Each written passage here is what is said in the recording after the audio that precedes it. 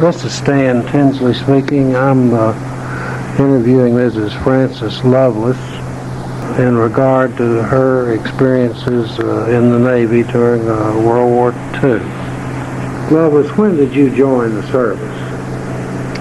I passed my examinations in January. I was sworn in Nashville, but was called and left for service in officers' training April the 8th, 1943. Why did you join the branch of service that you did? There wasn't any question.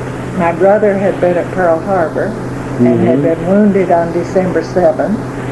My uncle had served 30 years in the Navy, and I just didn't know there was another branch of service.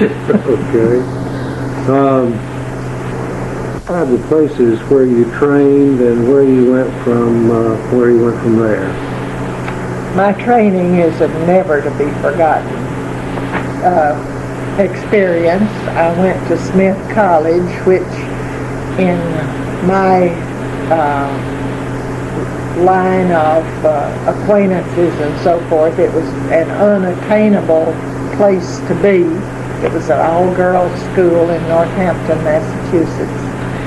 Very sophisticated, but they had turned over certain of their facilities to the Navy for training the waves. We had 3 months of very intensive training.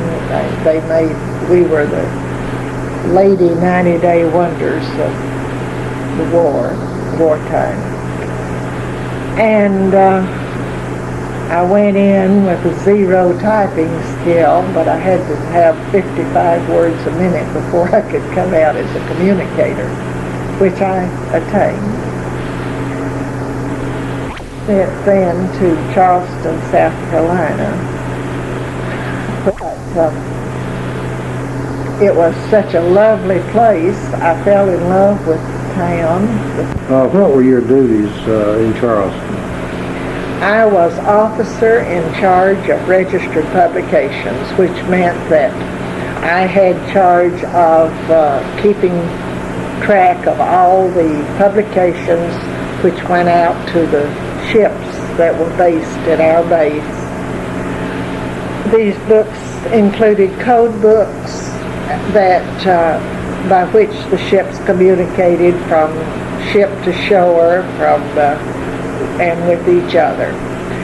These would become obsolete after some as short a time as 10 days and some a month, after which they would have to come back in, return their obsolete publications, and get new ones.